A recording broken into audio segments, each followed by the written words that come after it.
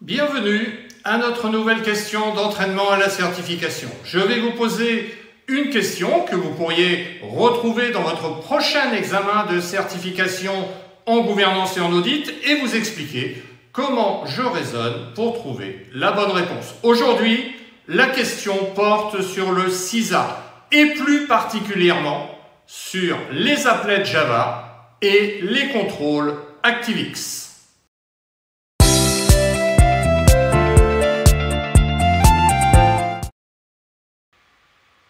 La question de cette semaine porte sur le domaine simple du CISA et plus particulièrement sur les applets Java et les contrôles ActiveX. Voyons de quoi il s'agit. La question est la suivante. Les applets Java et les contrôles ActiveX sont des programmes distribués qui s'exécutent en arrière-plan d'un navigateur web du client. Cette pratique est considérée comme raisonnable lorsque choix 1, un pare-feu existe, choix 2, une connexion web sécurisée est utilisée, choix 3, l'origine du fichier exécutable est certaine, ou choix 4, le site web hôte fait partie de l'organisation. Réfléchissons un instant sur cette question.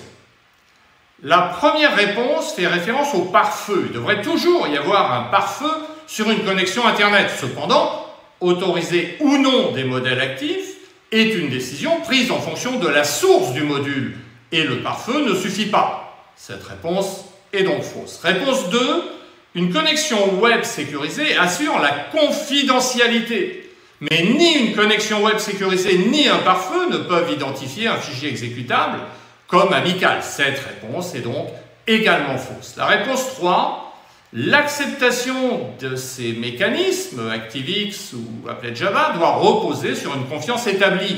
Le contrôle est fourni en connaissant clairement, avec certitude, la source et en autorisant ensuite l'acceptation des applets. Des applets hostiles peuvent être reçus de n'importe où. Cette réponse paraît donc correcte, mais gardons-la et vérifions quand même la réponse 4. Enfin, la réponse 4. L'hébergement du site web dans le cadre de l'organisation n'est pas pratique. Le client acceptera le programme uniquement si les paramètres sont établis pour le faire.